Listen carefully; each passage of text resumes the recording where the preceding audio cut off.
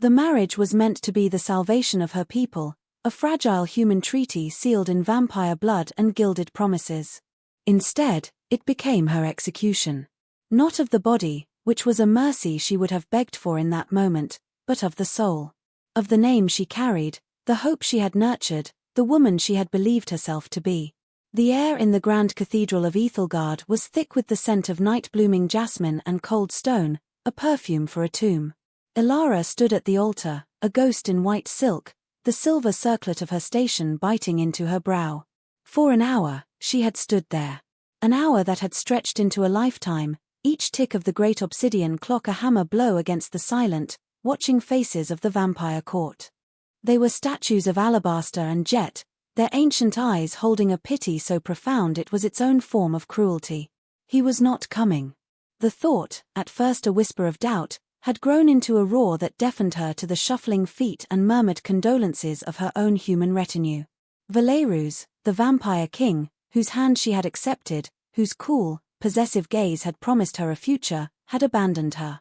Here, in the heart of his power, before the eyes of his enemies and allies, he had made her a monument to his own caprice. Then, the cathedral doors groaned open. Not with the triumphant entry of a groom, but with the measured, funereal tread of his chamberlain. Lord Valerus, the man announced, his voice devoid of all emotion, had been called away on a matter of state. A new alliance had been forged. A more advantageous union.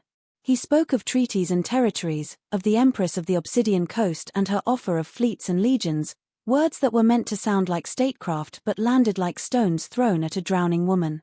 The chamberlain's voice faded. All Elara could hear was the blood pounding in her ears, a frantic human drum in a hall of silent hearts. The collective gaze of the court pressed down, a physical weight that threatened to buckle her knees. They were not looking at a princess. They were looking at a fool. A discarded trinket.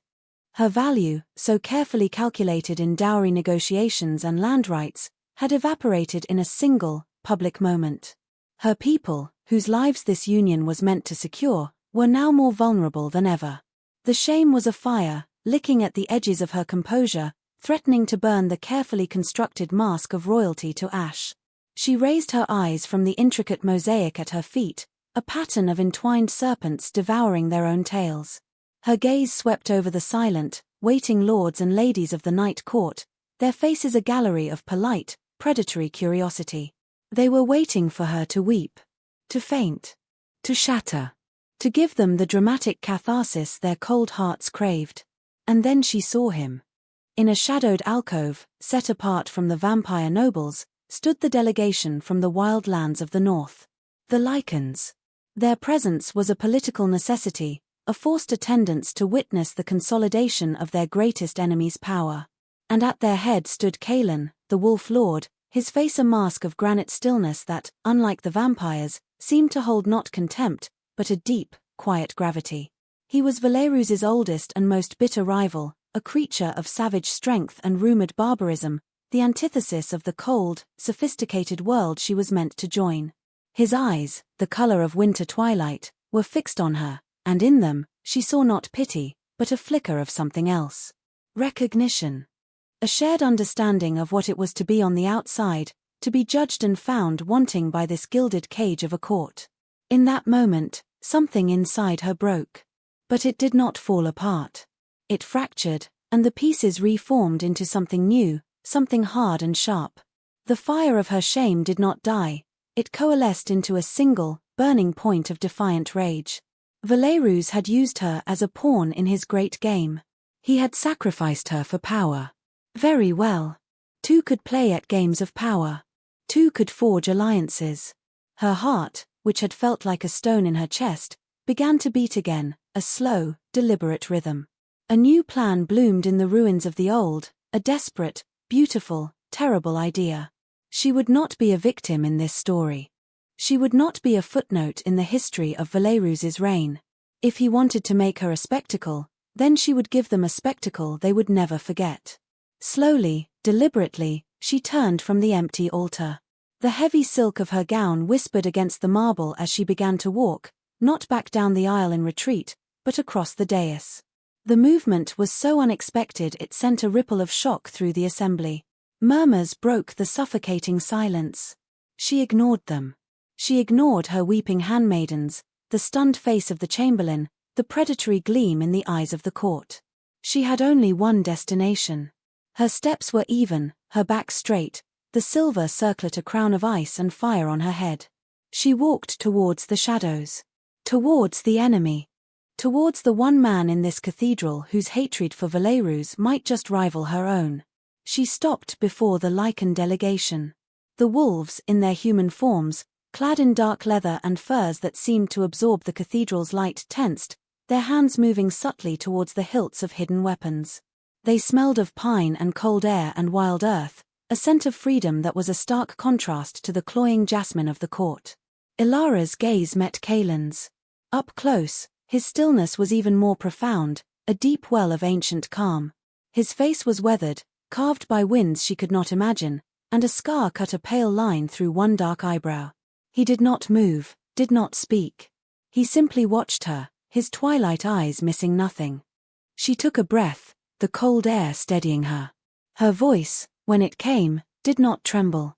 It was clear and sharp as splintered glass, ringing through the cavernous space, a sound that cut through every whisper and silenced the entire cathedral. "Lord Kaelin," she said, her address a formal challenge. He inclined his head, a bare, fractional movement. "Princess Ilara."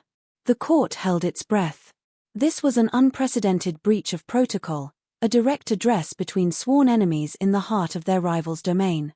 "I find myself," Ilara continued, the ghost of a smile touching her lips, "a bitter, dangerous thing, in need of a husband." A collective gasp swept the room. It was a sound like the tide pulling away from the shore, leaving behind a stunned, terrible silence. Kaelin's expression did not change, but she saw something shift deep in his eyes, a flicker of cold, calculating intelligence. He understood. He understood the game she was playing, the sheer, audacious spite of the move.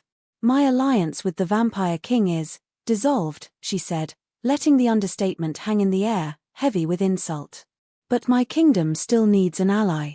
My people still need protection." She let her gaze sweep over the vampires, a silent accusation. "Protection that, it seems, is no longer offered here."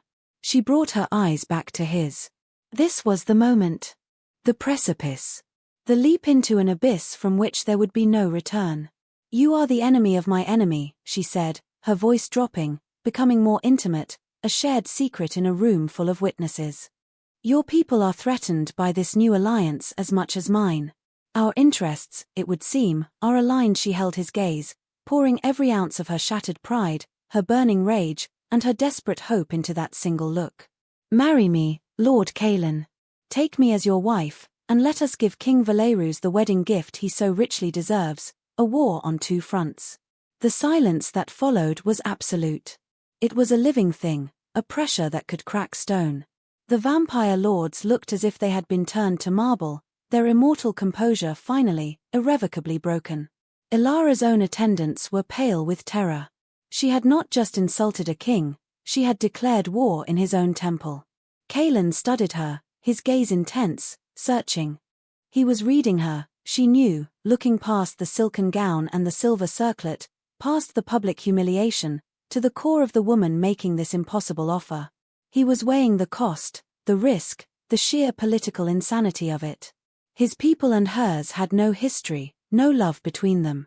This would be an alliance born of nothing but spite and desperation. It was a gamble that could destroy them both. He took a step forward, breaking the frozen tableau. He was taller than she had realized, a formidable presence of quiet power. The scent of the wild grew stronger, a clean, sharp fragrance that cut through the stale incense. He stopped just before her, so close she could see the flecks of gray in his dark hair, the fine lines around his eyes. He lifted a hand, and for a terrifying second, she thought he would strike her, or push her away. Instead, his calloused fingers brushed a stray tear from her cheek, a tear she hadn't even realized had fallen. The touch was unexpectedly gentle, a spark of warmth against her cold skin. "He is a fool," Kaelin said, his voice a low rumble, meant for her alone, yet it carried in the unnatural stillness. It was the first judgment he had passed, the first alignment he had declared. Then he raised his voice, his words echoing off the vaulted ceilings, a proclamation that would shatter the balance of power for a generation. I accept. Chaos erupted. The word was a spark in a powder keg. Shouts echoed through the cathedral.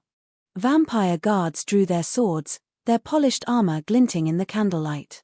The lycans closed ranks around their lord, their bodies shifting into a predatory crouch, the air crackling with the imminent threat of transformation. Kaelan paid them no mind. His eyes remained on Ilara. He held out his arm, a formal, steady offer. A promise. My lady, he said, his voice a calm anchor in the rising storm. It seems we have a journey to make. Ilara looked from his offered arm to the face of the chamberlain, whose expression was a mask of pure fury and disbelief. She looked at the panicked faces of her human retinue, caught between a vengeful king and a new, uncertain future. And she looked at the empty altar, where her life was supposed to have begun, and where it had instead been broken. She placed her hand on Kaelan's arm. The leather of his bracer was warm and solid beneath her trembling fingers. It felt more real than any promise Valerus had ever made. Indeed, my lord, she replied, her voice firm, the last of her fear burned away by the cold fire of her resolve. Let us not keep our new life waiting. Together, they turned their backs on the altar, on the sputtering rage of the night court, and walked towards the great doors. The lycans formed a wedge around them, a moving wall of leather and muscle, their silent menace more potent than any shouted threat. The vampires parted before them, their shock and fury held in check by the sheer audacity of what had just transpired. They were letting them go, for now. The repercussions would come later, swift and terrible, but for this one moment, Ilara was not the jilted bride. She was the woman who had stolen a king's enemy from under his nose and lit the match that would set his world on fire. The heavy doors of the cathedral swung open, and the pale light of a dying afternoon flooded in. It was not the bright, hopeful dawn of a wedding day, but it was light all the same. As she stepped out of the tomb-like chill and into the open air, Ilara did not look back. She had a new home to find, a new alliance to forge, and a new husband at her side, a stranger bound to her by a single, beautiful act of spite. The future was a terrifying unknown, a path leading into the heart of the wild north, but for the first time in a very long time, it was a path of her own choosing. The journey from Ethelgard was a flight. There was no other word for it. They moved with the swift, silent purpose of a pack on the hunt, or the hunted. Kaelan's lycans melted into the city's shadows, their movements economical and sure, a stark contrast to the rigid formality of the vampire sentries they slipped past. Ilara, her impractical silk gown now seeming like a cruel joke, was half-carried, half-hustled through winding alleyways and forgotten postern gates, her human attendants trailing behind like bewildered ghosts. The cold air of the city night was a shock after the cathedral's stagnant warmth. It smelled of damp stone, coal smoke, and the metallic tang of vampire ambition. Ilara's mind struggled to keep pace with her body. The cathedral felt a lifetime away, a fever dream of jasmine and humiliation. Now, there was only the rough texture of Kaelan's leather-clad arm beneath her hand, the rhythmic tread of his boots on the cobblestones, and the feeling of being pulled inexorably forward into a future she had just recklessly invented. They did not speak. There was no time, no space for words. The air was too fraught with the unspoken, the political earthquake they had triggered, the personal abyss they had both just leapt into. What could they possibly say? Thank you for agreeing to ruin your life to spite my former fiancé. I hope you don't regret binding your people to a desperate, powerless human princess. Silence was safer. Silence was a shield. At the city's edge, where the manicured vampire estates gave way to tangled, untamed woods, horses were waiting. Not the placid, elegant mares of the royal stables, but shaggy, powerful beasts with wild eyes and breath that plumed like smoke in the chill. Kaelan lifted her onto a saddle as if she weighed nothing, his hands firm and impersonal at her waist. The brief contact sent another jolt through her, a startling reminder of the physical reality of her choice. This man, this stranger, was now her husband, her ally, her protector. The ride north was grueling. They rode for days, stopping only for brief, furtive rests in hidden clearings. The opulent, sterile beauty of the vampire lands slowly gave way to something older, wilder. The trees grew taller, their branches clawing at the sky. The air grew colder, sharper, filled with the scent of pine needles and damp earth. Ilara, accustomed to perfumed chambers and velvet cushions, found her body aching in ways she'd never known. Her wedding gown was torn and stained, a sad relic of a life that no longer existed. One of Kaelin's guards, a stern-faced woman named Anya with eyes as grey as her wolf's pelt, had given her a spare set of leather breeches and a fur-lined cloak. The practical, unadorned garments felt more honest, more real, than the silk had ever been. During their brief stops, Ilara watched Kaelin. He was a creature of profound stillness, yet he seemed to see everything. He moved with a quiet confidence that was not arrogance but a deep, instinctual connection to his surroundings. He spoke little, his commands to his pack given in low tones or with simple hand gestures. They understood him perfectly. She saw the way they looked at him, with a fierce, unwavering loyalty that Valerus, for all his power and grandeur, had never commanded. Valerus ruled through fear and intricate webs of obligation. Kaelin, it seemed, led through respect. On the third night, they made camp in the lee of a granite cliff face. A small, smokeless fire pushed back the encroaching dark. Ilara sat huddled in her cloak, nursing a cup of bitter, bracing tea, watching the flames. The exhaustion was a heavy cloak, but sleep felt impossible. Her mind was a maelstrom of fear and uncertainty. Kaelin came to sit beside her. He didn't sit too close, maintaining a respectful distance, yet his presence was a solid, reassuring weight in the vast, dark wilderness. For a long time, they sat in silence, listening to the crackle of the fire and the sigh of the wind in the pines. "You have been quiet," he said finally, his voice a low rumble that seemed to blend with the sounds of the night. Ilara stared into the fire. "I have had little to say." "Regret?" The question was soft, without judgment. She considered it. Did she regret it? The humiliation? The fear? The utter demolition of her life's purpose? "I regret being made a fool of," she said, her voice tight. "I regret that my people's safety was a lie. I do not regret my choice at the altar." She looked at him then, meeting his steady gaze across the flickering firelight. "Do you?" He held her gaze for a long moment, his twilight eyes seeming to absorb the fire's glow. "The repercussions will be severe," he said, not answering her question directly. "Valerus will not see this as a simple insult. He will see it as a strategic threat. His new alliance with the Obsidian Empress gives him access to the sea. He will believe we mean to encircle him." "Do we?" she asked, the strategist in her, the princess trained in statecraft, awakening from its shock-induced slumber. A faint, almost imperceptible smile touched his lips. It transformed his harsh face, hinting at a warmth hidden deep beneath the granite surface. "We do now," he shifted, turning to face her more fully. "My people have been pushed back by his encroachments for a generation. We have lost hunting grounds, sacred sites. We fight a defensive war, a war of attrition. Your proposal, it was an act of emotion, princess. But it was also the most strategically sound move you could have made. It turns our defense into a potential offense. It gives us a new front, a new ally, a new kind of legitimacy." Ilara felt a flicker of something she hadn't felt since before the wedding: purpose. "My people know the southern passes. They have maps Valerus has never seen. Our farmers and woodsmen know the land in a way his soldiers do not." "I know," Kaelin said quietly. "That is one of the reasons I accepted." His frankness was both startling and refreshing. There were no pretty lies between them, no courtly deceptions. Theirs was a union of mutual interest, and he was not afraid to name it. "And the other reasons?" she found herself asking, her voice barely a whisper.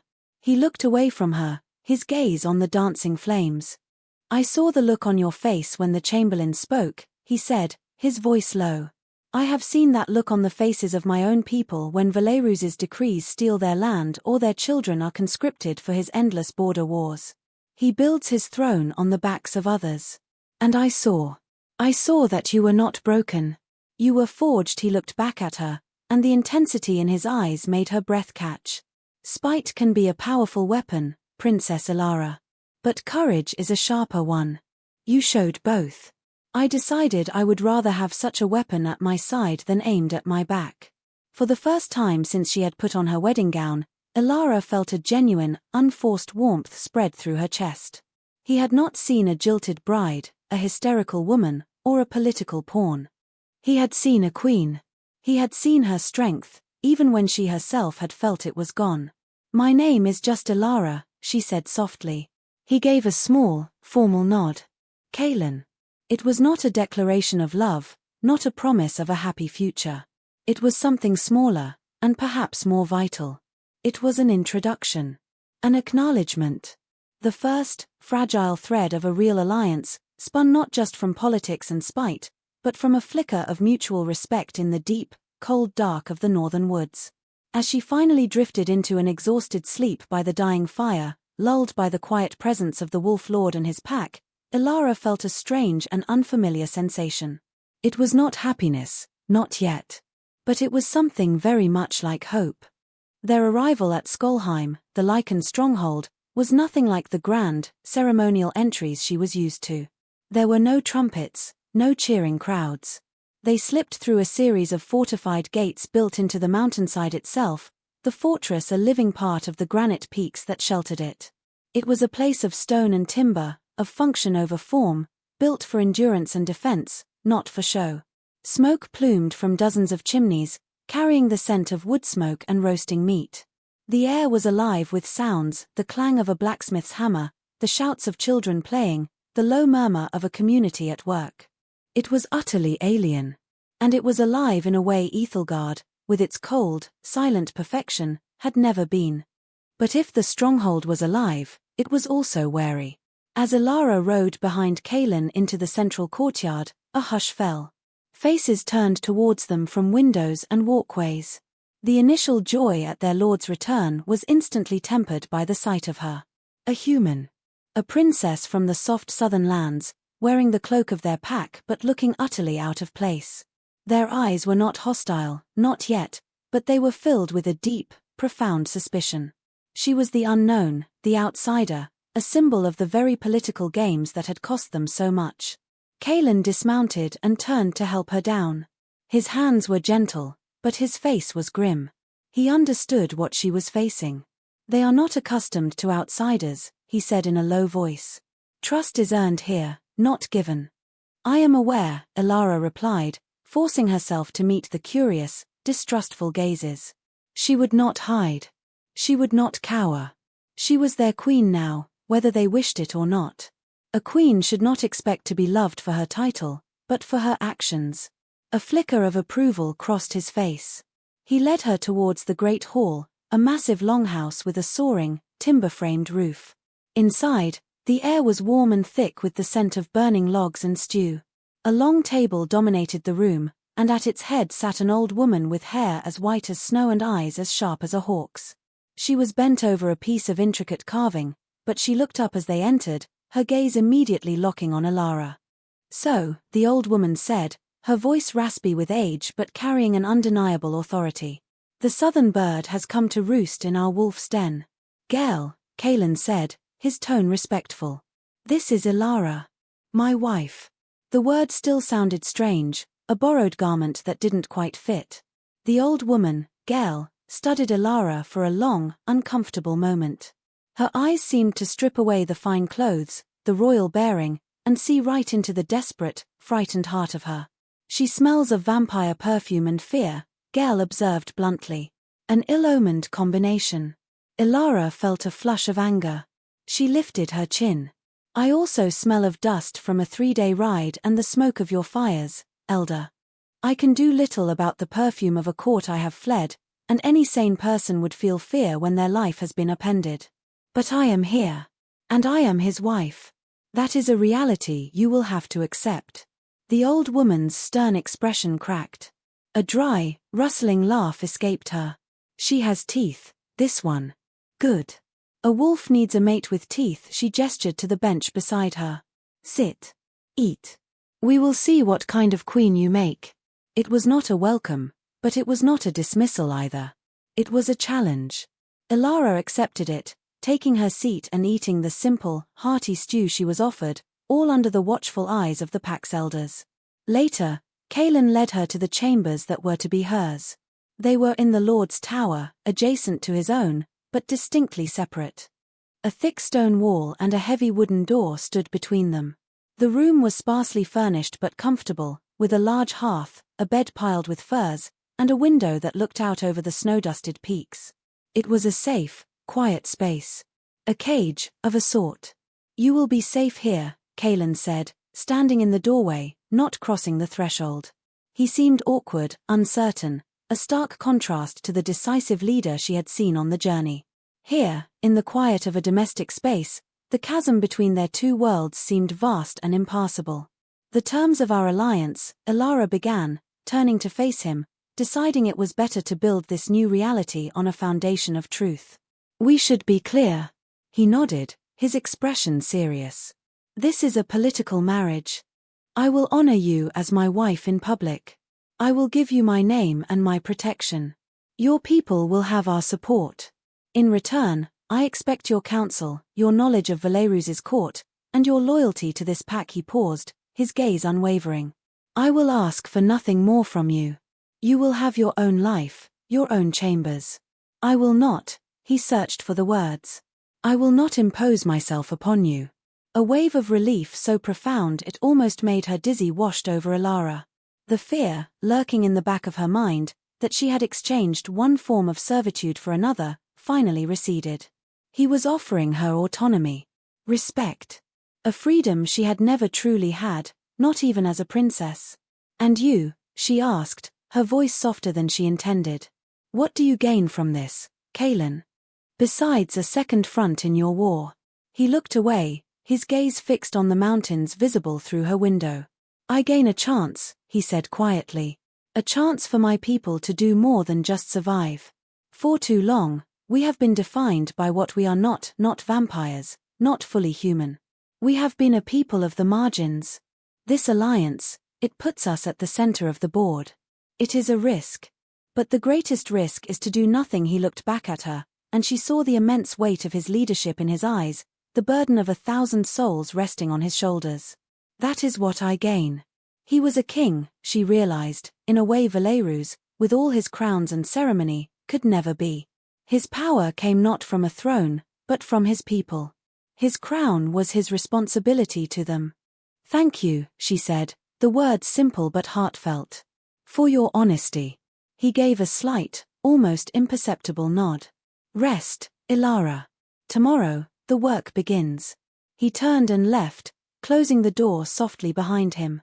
Elara stood alone in her new room, in her new home, the silence broken only by the crackling of the fire.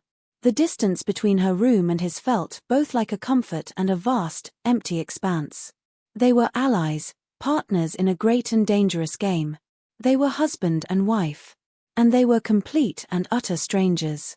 She wrapped her arms around herself, the fur-lined cloak a poor substitute for a warmth she was only just beginning to realize she craved. The work, he had said, was beginning. And she understood, with a sudden, aching clarity, that he was not just talking about the war. The days that followed settled into a quiet, watchful rhythm. Elara became a student of Skolheim, her life a tapestry woven from small observations and tentative interactions. She learned the names of the pack elders, the routines of the guards, the best paths to the library, a dusty, treasured chamber filled with aging maps and human histories collected over centuries. She learned that Lycan society was not the savage, chaotic thing Valerus's propaganda had painted it to be. It was deeply communal, built on intricate bonds of loyalty and a fierce, protective love for their own. But she was not one of their own. She felt their eyes on her as she walked through the fortress, a constant, silent assessment. They were polite, deferential to her title as Kaelin's wife, but there was a wall of reserve she could not seem to breach. To them, she was a southerner, a creature of politics and soft living, a symbol of the outside world that had only ever brought them trouble. She was the queen of a kingdom of spite, and they were waiting to see if that was all she was. Kaelin was a constant, distant presence. He treated her with impeccable courtesy.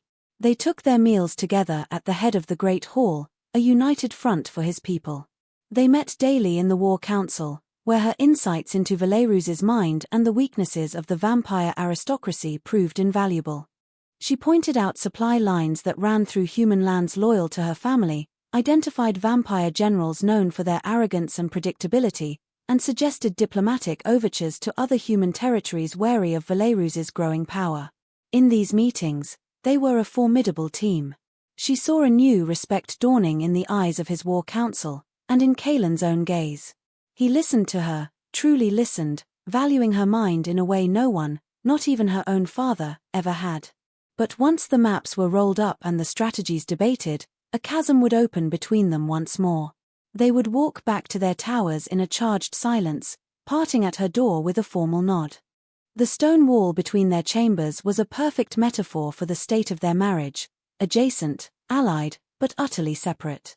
One evening, seeking refuge from the boisterous energy of the Great Hall, Elara found her way to the fortress's highest battlements. The wind was sharp and cold, carrying the scent of snow from the higher peaks. The sky was a vast, crystalline canopy of stars, more brilliant than she had ever seen in the smog-shrouded skies of the south. The world felt immense, and she felt profoundly small and alone within it. "You will catch a chill." Kaelin's voice came from the shadows behind her. She hadn't heard him approach. He moved with a wolf's silence. He came to stand beside her at the parapet, not crowding her, but sharing the space. He held out a heavy fur blanket. She took it, wrapping it around her shoulders, grateful for the warmth. "I needed some air," she said, her voice thin in the vast emptiness. "It is loud in the hall." "It is the sound of a family," he said, his gaze on the valley below, where the lights of a few small homesteads twinkled. "We are not a quiet people." "No," she agreed, a small smile touching her lips. "You are not." They stood in a comfortable silence for a time, the kind that was slowly, tentatively, beginning to grow between them. It was no longer the tense, awkward silence of their journey, but something calmer, more accepting. "Gael likes you," he said, the observation unexpected. Elara raised an eyebrow. "She called me a southern bird with teeth." "It is the highest compliment she has paid to an outsider in 50 years, Kaelin replied, a hint of amusement in his voice. "She says you do not flinch. That you look people in the eye. She says you have the heart of a wolf, even if you are trapped in the body of a canary." Elara felt a strange warmth bloom in her chest, a warmth that had nothing to do with the fur blanket. To be seen, to be judged not on her title or her beauty or her political value, but on her character, it was a novel, and not unpleasant, sensation. "And what do you think, my lord?" she asked, her voice soft, testing the fragile peace between them. "Do you think I have the heart of a wolf?" He turned his head, his profile stark and handsome in the starlight. His twilight eyes met hers, and for the first time, she saw something in them beyond the leader, the strategist, the king. She saw the man. There was a loneliness there, a deep, abiding solitude that mirrored her own. "I think," he said, his voice a low, intimate rumble, that Valerus did not know what he was throwing away. The words were simple, but they landed with the force of a physical blow. It was not a compliment on her beauty or her grace. It was an acknowledgement of her worth. Of the person she was, separate from any king or kingdom. Her breath hitched. The space between them, which had always seemed so vast, suddenly felt charged, electric, and dangerously small. She saw his hand lift, his fingers slightly outstretched, as if he meant to touch her face, to tuck a strand of windblown hair behind her ear. It was a hesitant, uncertain gesture, a question asked without words. And in that moment, Elara felt a terrifying, exhilarating impulse to lean into that touch, to close the final inches between them, to see what it would feel like to not be so utterly alone. But the moment was broken by the sound of a guard's boots on the stone steps. Kaelin's hand dropped. The mask of the impassive leader fell back into place. The distance returned. "The scouts have returned," the guard announced, bowing his head. "News from the south." Kaelin nodded, his attention already shifting back to the war, to his duties. "I must go." He looked at Elara, his eyes once again unreadable. "Good night." He was gone as silently as he had appeared, leaving her alone on the battlements with the cold wind, the silent stars, and the ghost of a touch that had never happened. She pulled the fur tighter around her shoulders, but the warmth was gone. A new kind of chill had settled over her, the ache of a connection offered and then snatched away. Their alliance was one of convenience, she reminded herself. A partnership. Nothing more. But as she stood there, watching the door through which he had disappeared, she had to admit, with a terrifying honesty, that she was beginning to wish it was. The news from the south was grim. Werewolves, enraged by the double insult of her abandonment and her immediate alliance with his enemy, had moved faster than anyone anticipated. He had not declared open war, that was not his style.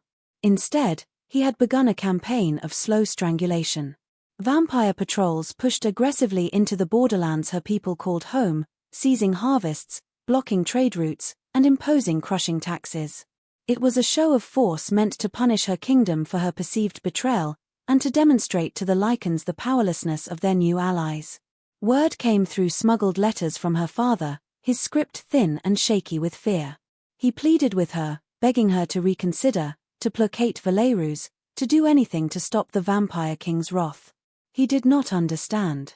He still saw her as a pawn to be sacrificed, not a player who had made her own move. The letters left a bitter taste in her mouth. In the war room, the atmosphere was tense. Kaelin's council, a mix of grizzled warriors and sharp-eyed elders, looked at the maps with deepening frowns. Their own northern borders were being tested by probing attacks from the forces of the Obsidian Empress, Valerus's new fiancé. It was exactly as Kaelin had predicted, a war on two fronts. He is stretching us thin, a warrior named Ulrich growled, his hand clenched into a fist on the table. Forcing us to divide our strength. If we send forces south to aid Alara's people, we weaken the north. If we hold the north, her lands will be bled dry before the first snows.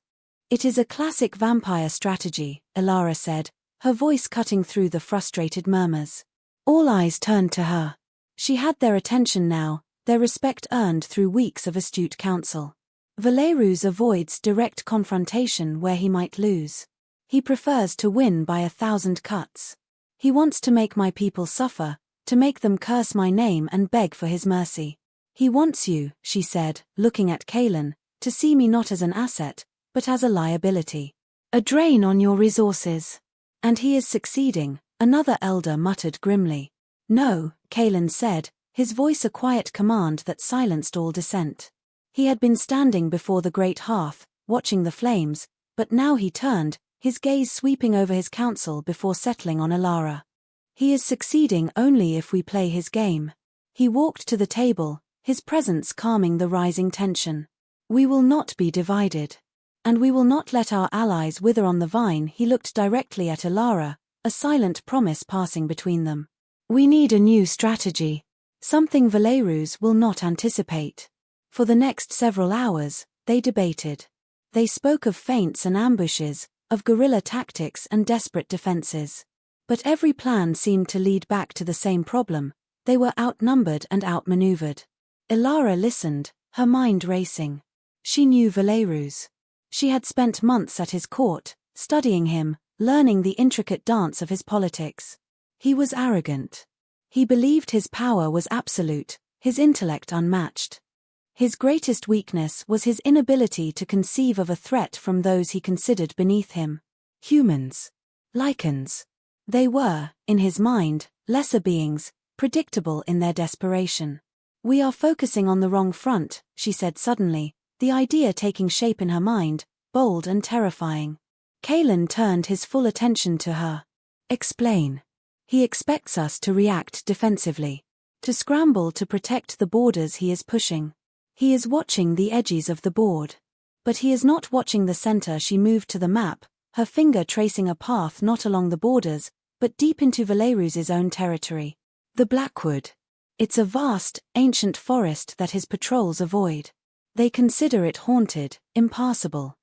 But my people, our hunters and trappers, know secret paths through it. Paths that lead here. Her finger landed on a location just a day's ride from Ethelgard itself. A small, seemingly insignificant castle. Shadowfall Keep. Ulrich scoffed. A ruin. It hasn't been garrisoned in a century. Exactly, Alara said, her eyes alight with fierce energy. It's not garrisoned, but it is not a ruin. It is where Valerus stores the national grain reserve. His winter supply. Not just for his armies, but for the human populaces under his control. He keeps it there because no one would ever think to attack it. It is his hidden larder. A slow understanding began to dawn on the faces around the table. If that reserve were to be compromised, Elara continued, he would face a crisis. Not a military one, but a political one. His human subjects would starve. They would riot.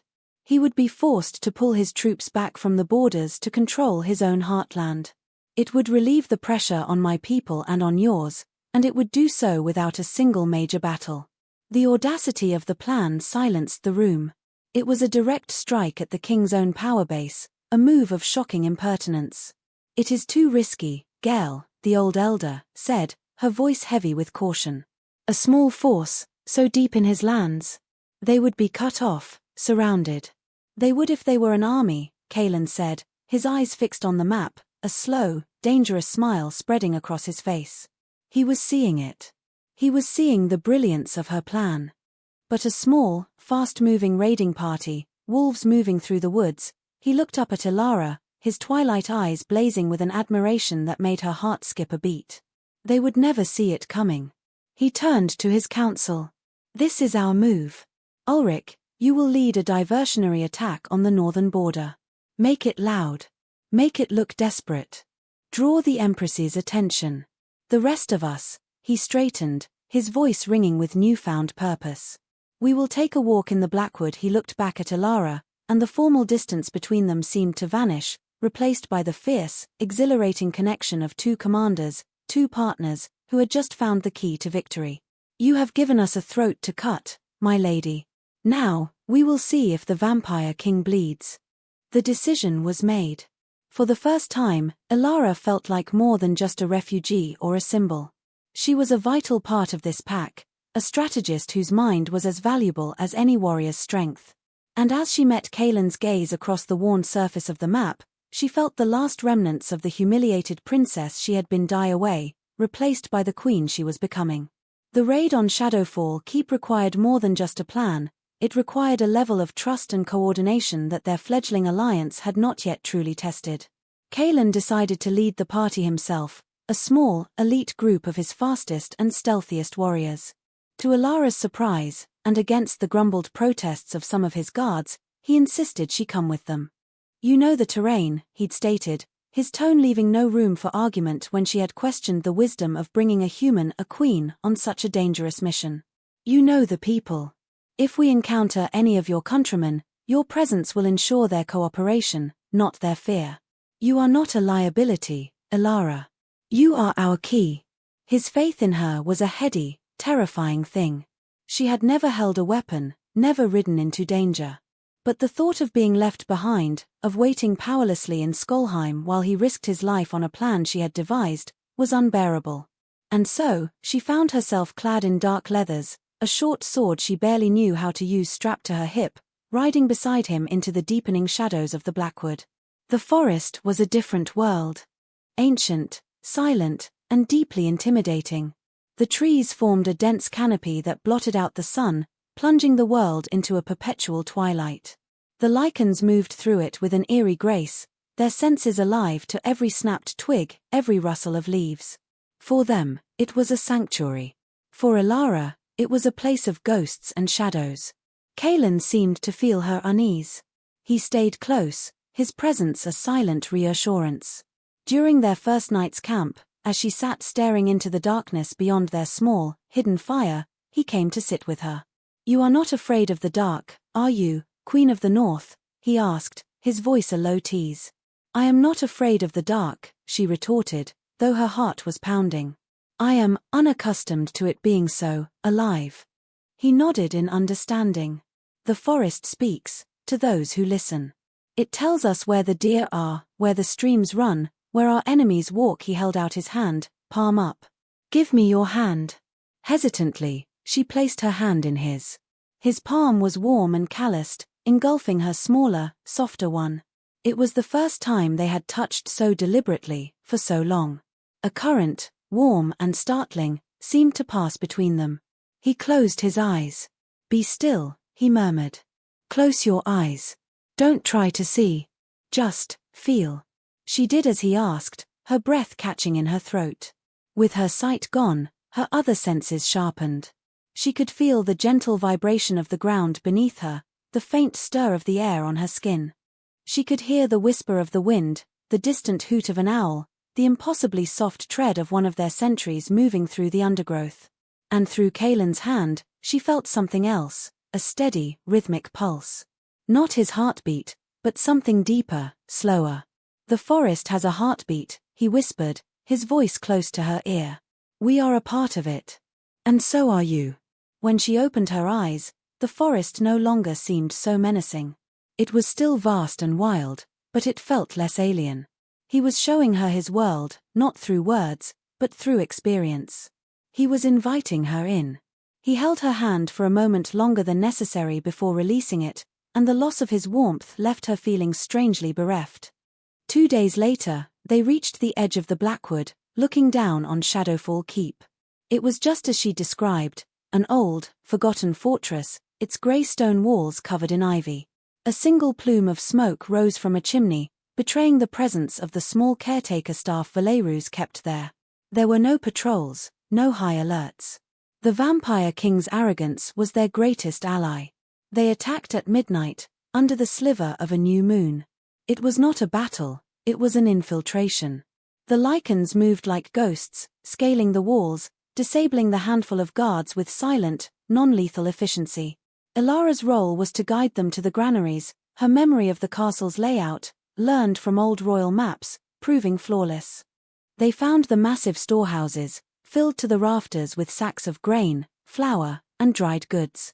Enough to feed an army for a year. The sight of it, the symbol of Valerus's hoarded power, filled her with a cold fury. Kalen's warriors worked quickly, not to destroy the food, but to spoil it. They ripped open sacks, pouring salted water and fast-acting mold spores they had prepared into the grain. It was a subtle, insidious form of destruction. The food would look fine for a few days, but by the time the spoilage was discovered, it would be too late.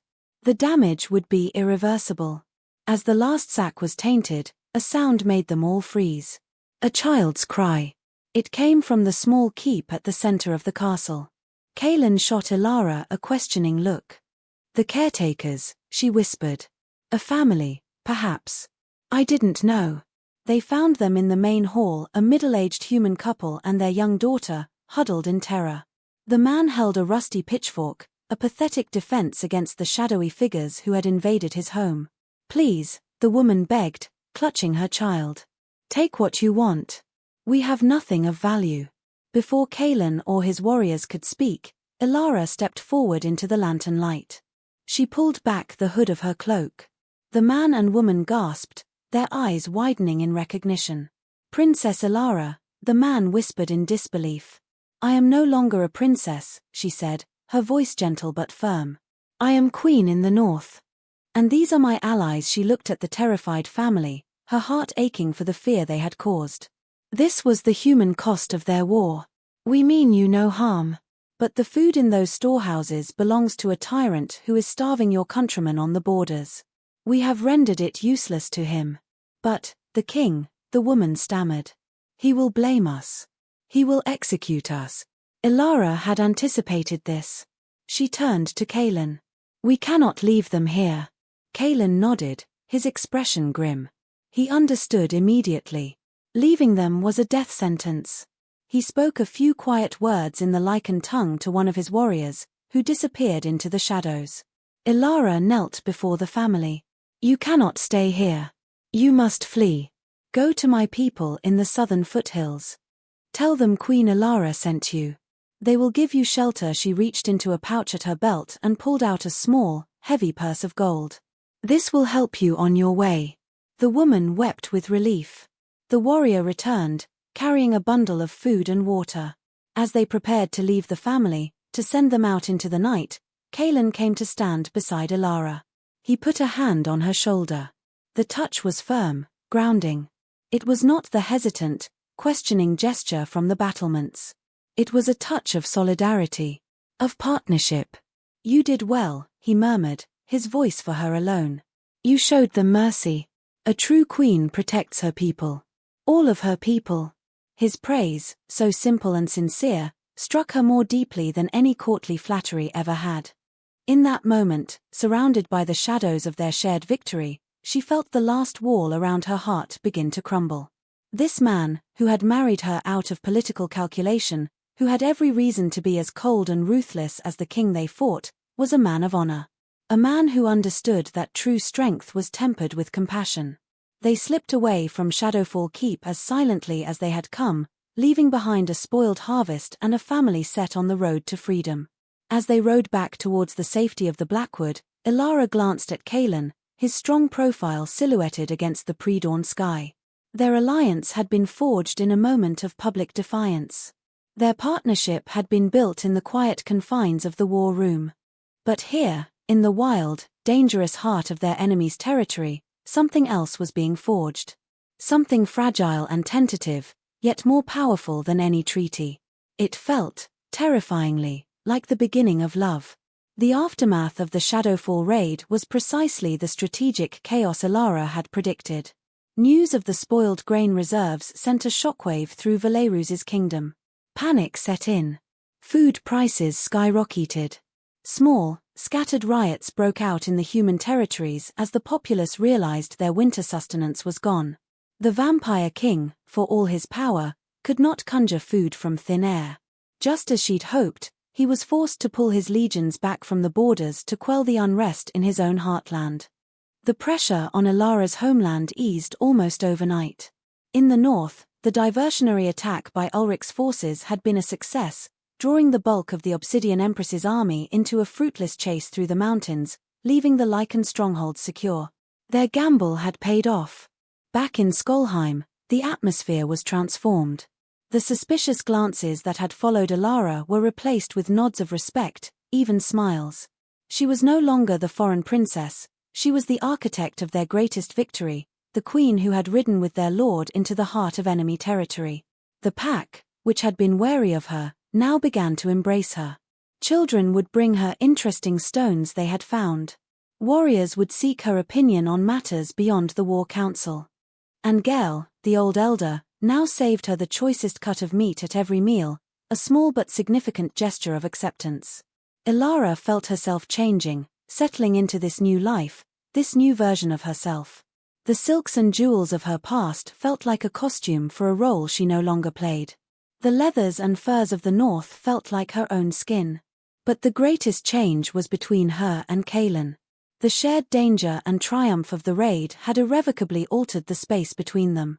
The formal courtesy was gone, replaced by an easy camaraderie. They sought each other's company, falling into conversation not just about the war, but about their lives, their pasts, their hopes. He told her stories of his youth, of learning to command his first hunt, of the burden of becoming lord after his father's death. She, in turn, told him of her lonely childhood in a court that valued her only for her bloodline, of her love for books and maps, of the quiet dreams she'd had of a life beyond political marriage. They were discovering each other, piece by piece, and with each discovery, the attraction that had simmered beneath the surface grew stronger, more undeniable. It was in the way his eyes would find hers across the crowded great hall, the way he would instinctively move to stand beside her, the way a casual brush of their hands would send a jolt through them both. The stone wall between their chambers began to feel less like a protection and more like a prison. The nights were the hardest. Ilara would lie awake, listening to the sound of the wind howling outside her window, achingly aware of him just on the other side of the wall. She wondered if he was awake, too. She wondered if he felt the same pull, the same magnetic, terrifying force that was drawing them together. Their marriage was one of politics. He had promised her space, autonomy. He had never once broken that promise. And now, she found herself wishing he would. One evening, he sought her out in the library. She was curled in a worn armchair by the fire, reading an old book of Lycan legends. He didn't speak at first, just stood by the hearth, watching the flames, the firelight casting flickering shadows across his strong features. "Ilara," he said finally, his voice soft, hesitant. She looked up, her heart giving a familiar lurch at the sight of him. Kaelin. He turned to her, and the look in his eyes was raw, vulnerable, stripped of all his usual command. What is between us, it is no longer just an alliance. Her breath caught. No, she whispered. It is not. He took a step towards her, then another, until he was standing before her chair. He knelt down, bringing his eyes level with hers. The gesture was one of deference, of supplication, a king kneeling before his queen, and it undid her completely. When I accepted your proposal in that cathedral, he said, his voice a low, rough murmur, I did it for my people. It was a strategic decision. A means to an end. He reached out, his hand hovering for a moment before his fingers gently cupped her jaw. His touch was electric, a brand of warmth and tenderness on her skin. I did not expect you. I did not expect your courage, or your intelligence, or your compassion. I did not expect to come to, he faltered, searching for the word. To care for you so deeply. Tears pricked at Ilara's eyes. And I, she said, her voice thick with emotion, married you out of rage and spite. I used you as a weapon against a man who hurt me. She raised a hand to cover his, pressing his palm against her cheek. I did not expect to find a home here. I did not expect to find a man of honor, a true king. I did not expect to. She couldn't say the word. It was too new, too fragile, too immense. He understood. He leaned in, his forehead resting against hers. They stayed like that for a long moment, breathing the same air, their hearts beating in the same frantic rhythm. The world outside, the war, the politics, the kingdoms, fell away. There was only the firelight, the scent of old books and wood smoke, and the overwhelming, terrifying, beautiful truth of what they had become to each other. Ilara, he breathed her name like a prayer. I will not break the promise I made you. Your rooms, your life, they are your own. I will never demand more than you are willing to give. His thumb stroked her cheek, a feather-light touch that sent shivers down her spine. But I have to ask. I have to know. Is this all we are to be? Allies? Friends? The question hung in the air between them, shimmering with hope and fear. This was the precipice, the final, most important choice she had to make. She could hold to the safety of their arrangement, or she could leap, trusting that he would catch her. She looked into his twilight eyes, and she saw her future.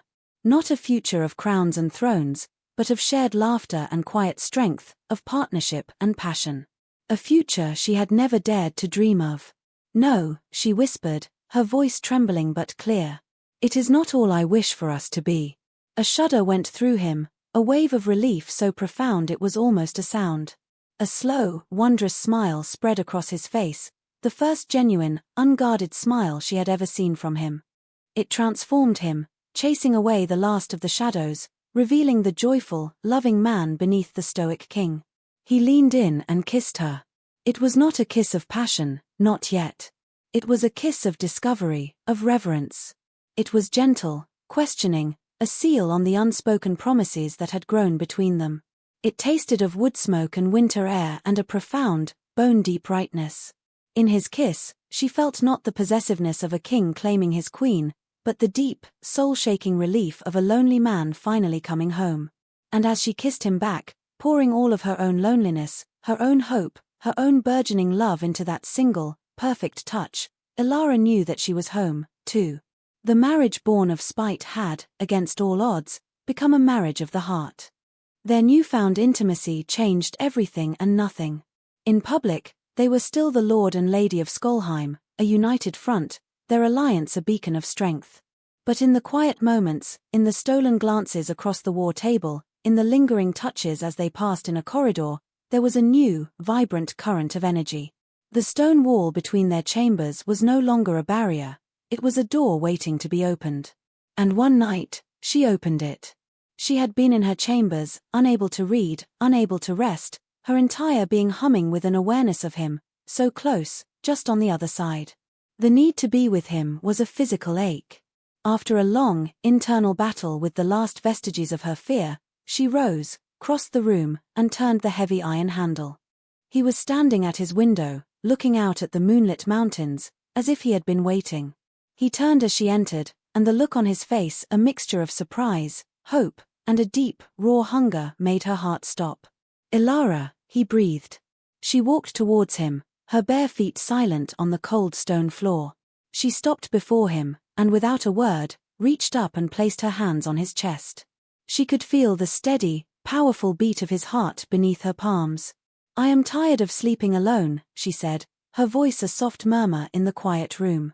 A look of such profound tenderness crossed his face that it stole her breath. He gathered her into his arms, holding her as if she were the most precious thing in his world. "I have been waiting for you since the moment I first saw you," he confessed, his voice thick with emotion as he buried his face in her hair. "Standing at that altar, so proud and so broken. I think my soul recognized you even then." That night, they became husband and wife in truth. It was a joining not of kingdoms, but of souls. A slow, tender, passionate discovery of each other, a mapping of skin and spirit. With him, Ilara felt cherished, desired, and, for the first time in her life, completely and utterly safe. He was both a fierce, powerful protector and a gentle, attentive lover, and in his arms, she finally understood what it meant to belong. Their love became the quiet, beating heart of Skolheim. It radiated outwards, strengthening the morale of the pack, solidifying their alliance into something unbreakable. They were no longer just a strategic partnership, they were a family. But the world outside their mountain fortress had not forgotten them. Valerus, having finally stabilized his kingdom after the grain crisis, was plotting his revenge. His pride had been wounded, his authority challenged. He could not let the insult stand. A delegation arrived from a neutral human territory, calling for a peace summit. They proposed a meeting on neutral ground, a chance to negotiate a truce before the conflict escalated into a full-scale, continent-spanning war. It was a transparent trap. Ilara knew Valerus's methods. He would use the summit to try and drive a wedge between her and Kaelin, to assassinate them, or to capture her and undo the alliance that had caused him so much trouble. "We will not go," Kaelin said immediately, his protective instincts flaring. "It is too dangerous." "And if we do not go," Ilara countered, her voice calm and steady, "we will appear weak. We will seem like the aggressors, afraid to even speak of peace. It will damage our standing with the other human kingdoms whose support we need." She placed a hand on his arm, her touch a soothing balm on his anger. "He expects us to be afraid. He expects us to hide. So we will do the opposite. We will go. We will face him. Together." She saw the conflict in his eyes, the warrior king warring with the man who loved her. But he trusted her. He trusted their strength. Together, he agreed, his voice a low growl of assent. The summit was held in a desolate, wind-swept castle on the coast, a place of crumbling towers and the cry of gulls. The air was thick with tension. Valerus was there, resplendent in black and silver, his face a mask of cold, regal fury. Beside him stood the Obsidian Empress, a woman as beautiful and as deadly as a polished shard of volcanic glass. Ilara entered the negotiation chamber on Kaelin's arm. She wore not the silks of a southern princess, but the leathers and furs of a lichen queen. She met Valerus's gaze without flinching, her expression cool and composed. The man who had shattered her world at the altar now seemed smaller. His power was a hollow, brittle thing compared to the solid, unyielding strength of the man beside her. "Ilara," Valerus said, his voice smooth as poisoned honey. "You look rustic. I trust your new accommodations are not too crude for your tastes." "I have found," Ilara replied, her voice ringing with a clarity that silenced the room, "that the honesty of a wolf's den is preferable to the gilded cage of a viper's nest. I have never been more content." His eyes narrowed, a flicker of true anger breaking through his composure. The summit devolved quickly. Valerus's peace terms were nothing more than a demand for unconditional surrender. He demanded Ilara be returned to him. To face judgment for her betrayal, he demanded the lichens cede their ancestral lands. Kaelin listened to the litany of impossible demands, his face a mask of stone. When Valerus had finished, Kaelin simply shook his head. "No. You would plunge this continent into war," the Empress hissed, "for a runaway human bride." Kaelin turned his twilight gaze on her, his power a palpable force in the room. "I would burn this continent to the ground to protect my queen," he said, his voice quiet, but carrying the deadly promise of absolute conviction. He placed his hand over Alara's, a simple, possessive gesture that was a declaration in itself. It was then that Alara knew what she had to do. This was not a conflict that could be won with armies or treaties alone. It was a story, and Valerus had, until now, controlled the narrative. It was time to write a new ending. She stepped forward. "You speak of my betrayal, Valerus," she said, her voice carrying to every corner of the hall. "Let us speak of yours. You offered my people your protection in exchange for my hand. A sacred vow. And you broke it. You broke it publicly, for political gain, without a thought for my honor or the lives you had sworn to protect. You left me standing alone at an altar, a symbol of your faithlessness." She let her gaze sweep over the neutral delegates. "I did not run. I did not betray anyone. I forged a new alliance. An alliance with a man who understands the meaning of his word. A man who protects his people. A man who honors his queen." She looked back at Valerus, and for the first time, she did not see the powerful king who had broken her heart. She saw only a petty, arrogant man, terrified of losing his power. "You did not discard me, Valerus," she said, her voice dropping to a near whisper, yet every person in the room heard it. "You freed me. And my only regret is that I did not find my way to the north sooner." The silence that followed was deafening. She had not screamed or wept. She had simply spoken the truth, and in doing so, she had stripped him of his power, his narrative, his justification. She had reframed the story not as one of her betrayal, but of his failure. Valerus stared at her, his face pale with a rage so profound it was almost beautiful. He had lost. Not the war, not yet. But he had lost this battle. He had lost the moral high ground. He had been diminished, not by a sword, but by a woman he had once considered nothing more than a pawn. He rose, his chair scraping harshly against the stone floor. "This summit is over." He turned and swept from the room, his empress trailing in his wake like a shadow. Alara stood her ground, Kaelin's hand a warm, solid anchor in hers. The neutral delegates looked at her with a newfound respect. She had faced the monster and had not blinked. As they left the castle, walking out into the clean, salt-scented air, Kaelin pulled her to a stop. He framed her face with his hands, his eyes blazing with a love and pride so fierce it made her weak in the knees. "My queen," he said, his voice thick with emotion. "You have the heart of the greatest wolf I have ever known." He kissed her then, a deep, passionate kiss filled with love and triumph, a promise of the future they would build together. The war was not over, she knew. There would be more battles, more struggles. But as she stood there, wrapped in the arms of her husband, her king, her love, she knew with absolute certainty that they would face it all together. Their love, born from the ashes of betrayal and spite, had become a fire that would light their way through any darkness, a fortress more unbreachable than any stone wall. They were the king and queen of the north, and their reign was just beginning.